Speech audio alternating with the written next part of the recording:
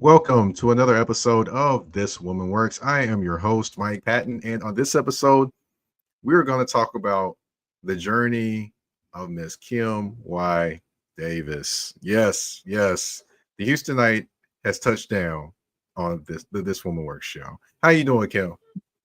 I'm good. How are you? It's football season. I'm great.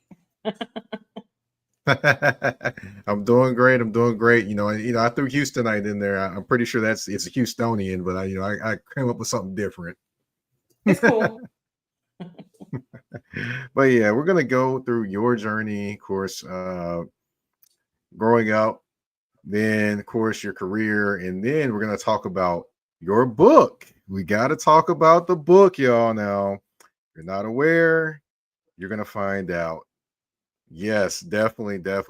Sports, my love language. It's complicated. We're definitely gonna talk about that as we go along in this show. But first, I want to welcome everyone and thank you for tuning in, and also want to invite you to subscribe.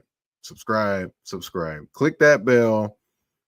So every time you get a new show from the Mike Patton Network, whether it's this one, whether it's Tour Nancy South, whether it's Let's Talk HBCUs, whether it's videos, anything, you will get that notification. You will get the information, and hopefully you'll like it, love it, share it, and comment as well. Thank you in advance. But let's get to the real reason we're here today, and that is to celebrate you and to talk about you, Kim. So we're gonna start. I want everyone to understand kind of the genesis of you and where the journey started for you. So of course, to do that, you have to start with young Kim. We couldn't say Lil Okay. Kim on the show. We couldn't say Lil Kim. We That's cannot. already somebody got that moniker. We're gonna say young Kim on the show. So as far as well, as far as young Kim, where did you grow up? So I am For those who actually, aren't aware. yeah, I'm actually a native Houstonian. So I grew up in the heart of the city in Houston, um, Frazewood for a little bit, Third Ward, in the city is where I grew up. And although I've moved around the country, working different jobs, in this industry, Mike, we do that. But Houston's home, and so I'm able to be back in the city where I grew up.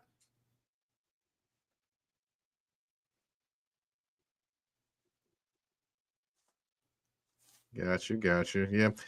Houston, I've been there one time in my life. I was a very young kid when I went there, and of course, I've got to go there again and experience it as an adult. I have not done that yet, which I will eventually. Hopefully, in 2027, I will be able to come down to Houston. That's where NABJ is in 2027, by the way. But yeah, how was it? How was it kind of growing up? Moving around the city and the different areas. The only time I've heard Third Ward is when I hear I hear the old No Limit soundtracks. Yeah, when I hear those, that's the only time I heard Third Ward. But how was it growing up in Houston in those different areas? It was great. I'm a city girl, so an urban bird, as I would say, and it felt very normal.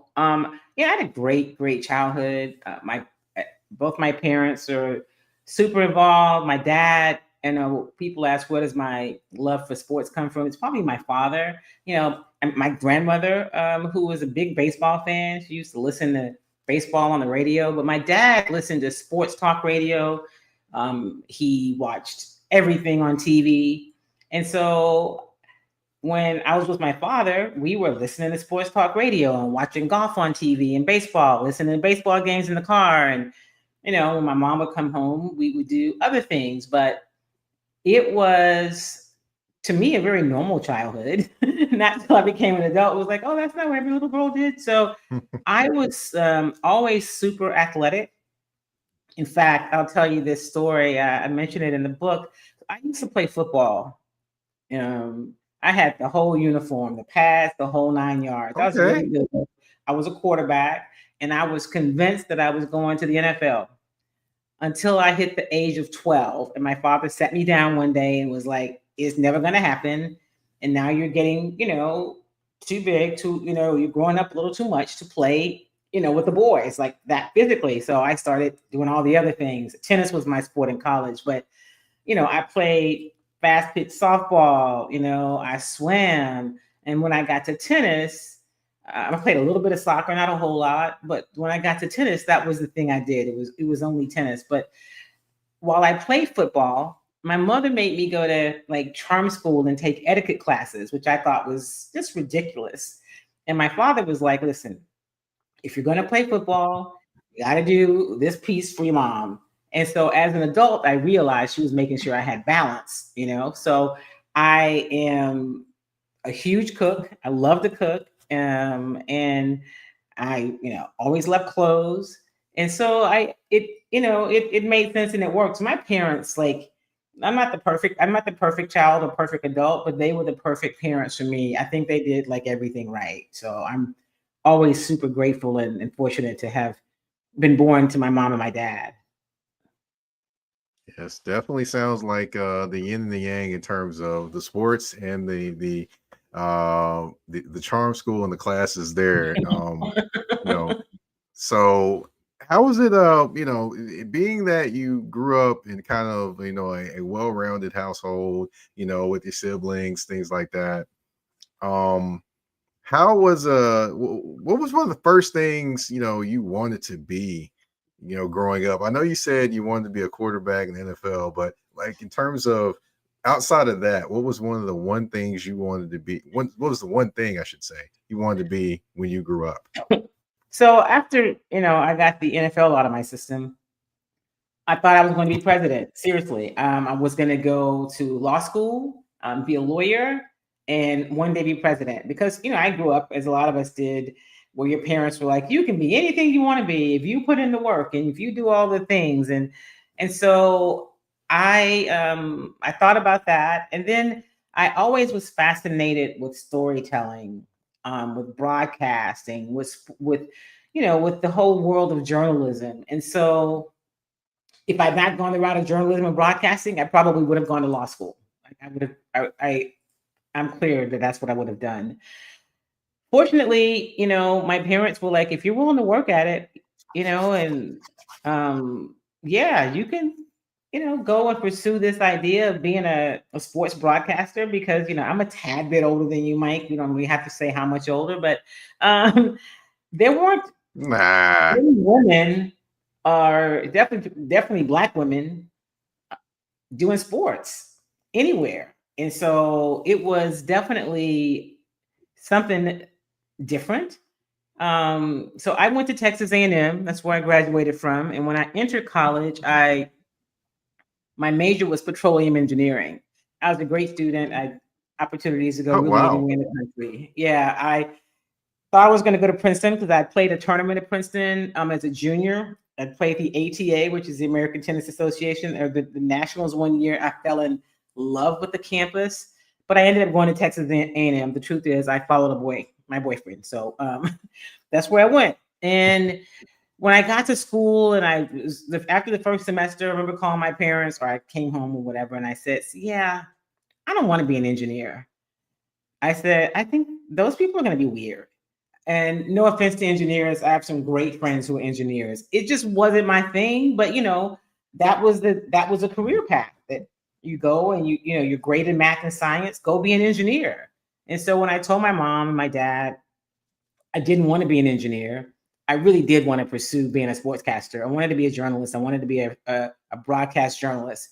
And my parents were like, okay, well, if that's what you want to do, if you're willing to put in the work and do what it takes, go for it. And we support that. Just remember, you live within your means and we live within ours. That was code for you probably gonna be broke for a while. And a lot of the things that perhaps you have become accustomed to, you're gonna have to do without. But we with you, chick.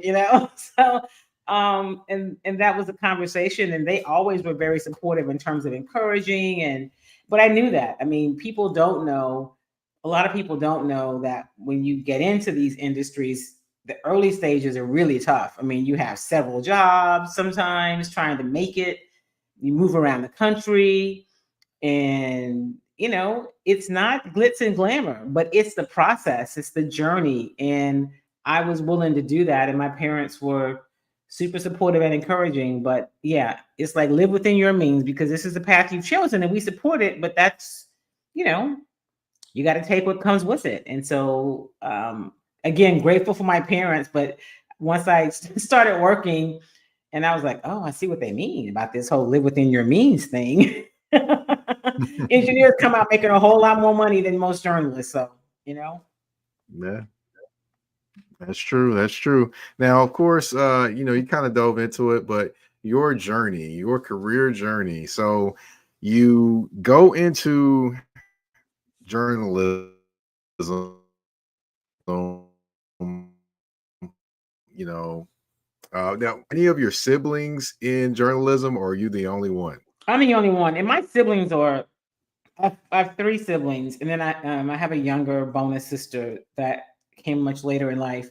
But I have three siblings and they're older. So like the three of them kind of grew up together. And then there was a gap because my version of the story is they were such a disaster that my parents took a break for like 8 years after the last one. The sister next to me and said, we need a break so we can get this right. And then they had me. Of course, my sister next to me would tell you that's not what happened. But so no, none of them are in journalism. None of them are in sports. My brother, he enjoys sports. He was an athlete, but he didn't. None of them are in this industry. So I was the first. And I remember my grandmother, who was my grandmother had gone to Prairie View, and so she didn't really understand. Like you go to college and you get a degree, but like you're going to games and stuff. Like it didn't make any sense to her. She said to me one day, she said, I just want you to know that I understand that you're probably never going to have a real job, but I still really do love you. And I was just like, because she didn't get it, right? It didn't make any sense that I was going to games and all these hours and what are you doing? So yeah, it was interesting. My grandmother didn't get it. My parents were learning it. My father, he knew the result. I mean, he listened to talk radio and he watched sports on TV and he read everything and so he made sure I had subscriptions to every periodical, like Sports Illustrated. I started reading really very young, probably when I was about 4. And so I started reading like Sports Illustrated as a kid and in the sports section of the newspaper. So the paper would come and that's what I would grab. So, I just grew up learning about it and being kind of immersed in it organically. And it was just a natural thing because I really, really enjoyed it. Okay. All right. So, you know, like you mentioned, your parents kind of gave you the talk to tell you that basically it's not going to be all sunshine and rainbows to start. So, let's say you dove into it, you're in the field. So, your first experience is where and how was that feeling? So my first experience was as an intern at KHOU here in Houston. I actually took a semester off from school and I came back to go to work at KHOU. That was my plan. I said work, they don't pay interns. And so when I went into the station and interviewed to be an intern, basically a person working for free, the guy at the time, his name's Kurt Logan. I will never forget him. He looked at me and he said, not only did he say, no, you can't be an intern, he said, I don't think you have a future in this industry and you should probably go back to school and change your major. I was like, what? So I was kind of Wow. shocked. And so I left that encounter, that meeting. And when I told my older sister, I told you my siblings are older. So my oldest sister was really good friends with a guy who's involved with a lot of like nonprofits and politically active. And he's like, you know what? I know Carolyn Campbell who works at that station. Let me call Carolyn Campbell. So he calls Carolyn Campbell, who's a reporter, and she had just launched something called the Consumer Hotline. It was like Channel 11's answer, in a sense, to Marvin Zindler, the consumer reporter. And Carolyn said, yeah, you can be an intern in the consumer hotline. So I go to the station and I'm an intern in the consumer hotline. So I'm walking through the station one day and I see this Kurt Logan dude. And he looks at me and he says, "What are you doing here?" So I show him my badge and I said, "Oh, yeah, I'm an intern. Good to see you." And so I walked on. But it wasn't long before I was able to, I kind of work my way into the newsroom and then the sports department because I would work all the time. I would carry the photographer's equipment. I would write because I've always been a good writer. So I'd write VOs and VOSOTs. So I would say, I'll go out on the story. I'd be there nights and weekends. I was really kind of always there because I wanted to understand, Mike, how does something go from conception to air? Because I wanted to make sure I really want to do this. So I needed to know all the things. I didn't want to be a photographer, but I wanted to know what are all the steps it takes to get this thing that you start with to actually end up being on television. And I got to do a lot. Some of the relationships that I made during that internship, I have to this day. And one of my really, really good friends always says to me, she says, "I remember we would go someplace like after work, and then we look up and like, is that the intern? What is she doing here?" I mean, I would be like, I was everywhere, but it was overall love because I really worked hard. So when I finished that internship, went back to Texas A&M, back to school, I worked at Channel 3, the CBS station in Bryan. I worked the morning news, which came on at 5. So I worked in the morning until like 5 to, I don't know, 9 or whatever. And then I went to school and then I worked the 10 o'clock news.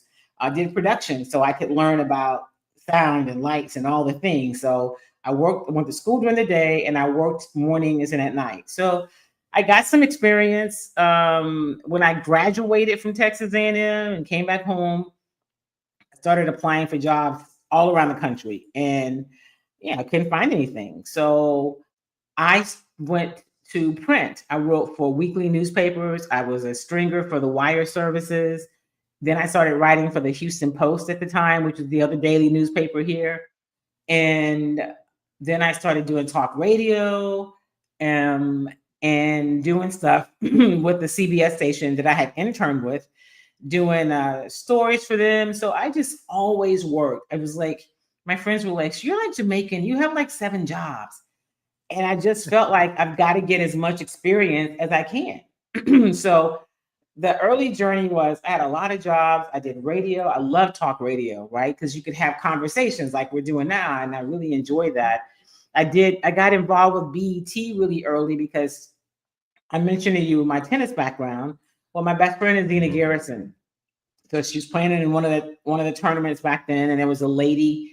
No, I did like some consulting contract work at a couple of one of the tournaments. So I was doing PR for them. So I'm doing the other stuff. I'm doing PR, and I meet this lady who had been a news anchor and had done some work at BET. And when I met her Mhm. in the press room, she's like, "You got to meet Kurt Simmons." And so Kurt Simmons was the guy at BET, and she connected me with Kurt.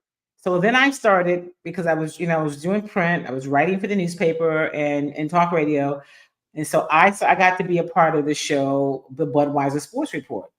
So that's how I got Mhm. to work with guys like Mike Wilbon and Bill Rhoden and Thomas Jones back then.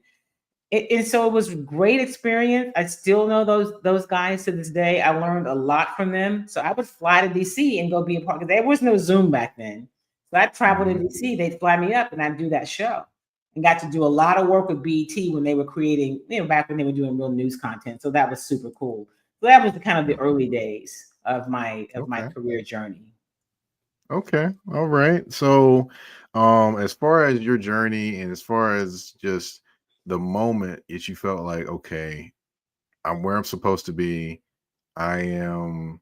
I've reached a point where I'm like, okay, I'm here now. What was that moment for you? I'm gonna be honest with you. I don't know that I've ever had that moment, right? I feel like I'm always working toward it.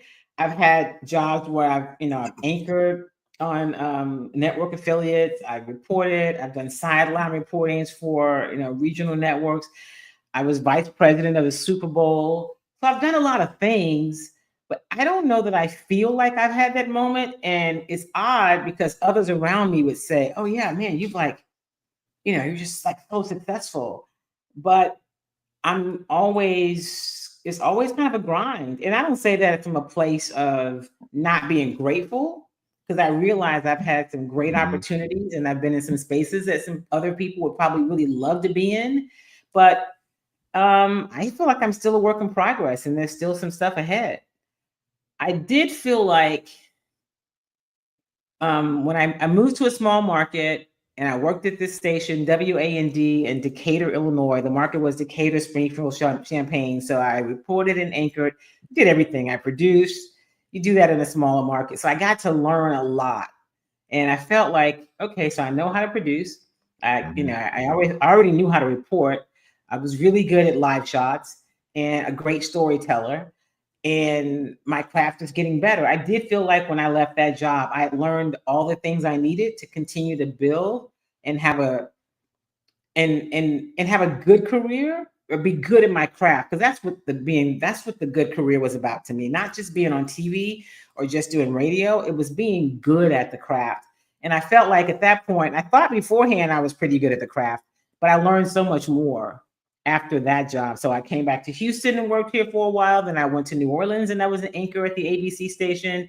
And then I went to DC before I came back to Houston. And I felt prepared for all those next stops because I had done that job in Decatur, Illinois. Okay, all right. So, your journey is one that is taking you a lot of different places. You've had a lot of different experiences, and your journey is still ongoing as well. So, what was it that, convinced you that it was time to write a book about your journey? Well, you know, I'm a writer and I'm a storyteller. So I always wanted to like be an author, right? My mother, who is deceased now, would always say, you should be writing books. And my best friend Zena is like, you got to write books. I mean, you tell these great stories. And so I thought, okay, yeah, I should be writing books. But, early on, I was very much, I'd get stuck with, well, how's it going to get published? And how's it going to, how, instead of just writing the book and worrying about the other stuff, which is kind of the way I did it this time, that would hold me up. And then when I started thinking about writing a book, people were always asking me about my journey and about some of the stories that I would tell. And like, if you have these great stories, I can't wait. You should put it in a book. So I thought, okay. But then my concern, Mike, was my journey is, Hmm. I don't mind sharing it. I will definitely have to wanted to be authentic about it, but it's not been easy. And I didn't want the book to come off like I was complaining or whining about the challenges, right? Because I chose this career and I knew that it would be challenging. And I was concerned about that. And I wanted to find a way to tell the story so that people could get something from it, and it wasn't just a story where the whole book is like, hey, and now look at me, because as a journalist the story is not about us, it's about the other people. And once I figured out the way to tell the story by being authentic, sharing some of the challenges, but not in a way that sounds like I'm complaining, and telling the story in a way that maybe it helps somebody else, not necessarily be a journalist or a sportscaster or in the media at all, but navigate spaces that aren't designed for them. Maybe create a business. Um, break through some glass ceilings. If I could talk about things in a way that may help somebody do that, then I felt like that was the green light for me to write the book. And that's when I decided I've got it figured out. I've probably written this book about 8 times, but it wasn't this book. I'm like, yeah, that's not the book. Yeah, that's not the book. And finally, when I figured out this path, I thought, and I wanted it to be easy to read. I couldn't tell every Hmm. story that I have because I've done this a really long time. So I wanted people to be able to read it. And Mike, some of the highest compliments I've received are people that say, I get a note from someone that says, man, your book really blessed me. A guy who we used to go to church together, he was a pastor and he went to another church. And he's like, the way you did affirmations with these sports analogies at the end of every chapter, I think is brilliant. And then I had a young lady send me a handwritten note that said, I bought this book. I thought I was sowing a seed just to support you. But I read the book, she said, in one night, and it totally blessed me. It's like it was speaking to me and moved me to do some things I know I'm supposed to do. I was so touched that one, she had that experience, but two, that she shared it with you. She thought enough to say, I'm going to write you, send you a card and this handwritten note. And so I've had some of that, which makes me feel like, okay, I guess I wrote the right book, for right now. And so that's the highest praise somebody can give you. And I'm really grateful for that. Yeah, definitely. You mentioned you've written this book 8 times until you got it right. So, or you got it right in your eyes, you should say. I should say. So I'm guessing that the biggest hurdle was kind of being comfortable telling your story and having people read your story. Yeah, I think it was telling the story in a way, like I said, that might be more than just my story, right? That it might be able to help somebody else. Like telling my story is not hard, but I was really mindful or intentional rather about how I told it. And that was the toughest part. Like, how do I tell this story? I'm comfortable telling it, but how do I tell it where it's in print and it lives on in perpetuity in a way that I can always be proud of it? And again, that I'm not complaining, but I'm not sugarcoating it, right? Because the journey is the journey and it continues. And so once I thought I figured that part out, then I was ready to write it, to finish it. And I had to finally say, okay, you know what? The one thing this book needs to be is finished. And so my word for 2025 is finish. So I'm trying to finish things, you start stuff, or I do anyway. And I'm like, you got to just start finishing. And so that was the other thing. I wanted to finish it. Okay, all right. I got a couple words for my year. It's keep going. That's mine. Oh That's yeah. mine for this year. Oh, but what is someone that may be interested in writing a book or has a story to tell or wants to bring someone into their world and maybe have an effect on them or bless them. What's the best advice you can give them for actually wanting to write that book or write that piece of literature? Well, I would say just start. But the other thing is look at some other books. Maybe if you're not a writer, look at other books and figure out the way that you want to tell the story about your life, about or whatever it is that you want to write about, and and then start kind of making some notes. Get to where you can create an outline. Say, these are the things that I want to talk about, and it doesn't have to be in order because you can move chapters around later. But the first thing is to just start writing. And even if you don't put a title to it initially, get started, get something on paper or on your computer, or however it is that you create, and build from there. The toughest part is to really get started and then just keep building. Because once you start, the other part is not nearly as difficult. It's just actually starting. But create an outline, decide what the story is. And here's the other thing, don't try to tell everything in one story because that can be confusing for the reader. If it's too many things, like what's the point of this story that I want to tell? What's the beginning, the middle, and the end, and what's the goal? I would start there. Okay. All right. Well, I just wanted to make a note here. Where is actually sports, my love language, it's complicated available at, just to kind of let the viewers know, the viewers and listeners know. Great. It's actually available on Amazon, and so you can buy the paperback version of the book. You could also buy it as an ebook, and pretty soon, probably in another week, if not by the end of next week, you'll be able to get it on my website because people will like, I want a signed copy. Well, I can't give you a signed copy from Amazon, but I'm going to make it available on my website. But for now, you can get it on Amazon, or you can email me, Mhm. kim@kimydavis.com, and you can just get it from me. But hopefully it'll be up on the website within the next week. Okay. All right. Just wanted to kind of give everyone a little bit of awareness and want to throw this out there too that, of course, you can get this book. If you're watching, just watch the bottom of the screen. It'll be up in a second. There we go. It's available now on Amazon and paperback and ebook. So go there, buy the book, And I want to ask one quick question. What would be the main reason if you wanted to tell someone why they need to read this book? What would be your main reason to tell them why they need to read this book? So I would say, I'd give them a couple things. If you're interested in something that can help you overcome some obstacles, you're like, I get stuck. I want to do some other things, and I'm trying to figure out how to move through being stuck. I think this book can help you do that.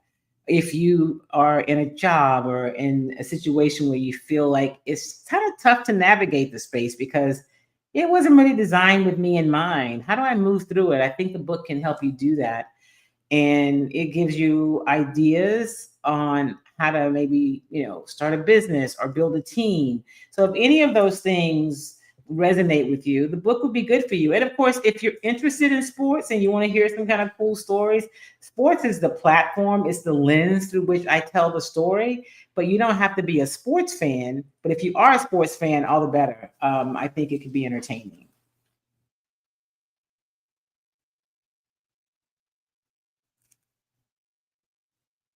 All right. Thank you. Thank you. Thank you. Now, Kim, I want to thank you for coming on the show. We kind of got to your journey, and we got to your journey to how it kind of your journey led to the book as well. So it was very important for me to bring you on to kind of explain the journey leading into the book, and so that way people can understand the story that is coming along with this powerful, powerful book that you've written. I want to thank you for coming on, and if you can, tell everyone where they can find you on social media if they aren't aware and aren't following you already. Well, first of all, Mike, thank you. I appreciate it. You're always so gracious with sharing your space with me and your platforms. I appreciate that. But you can follow me. So my website is kimydavis.com, and you can reach me there. You can email me or, find out the other things I do.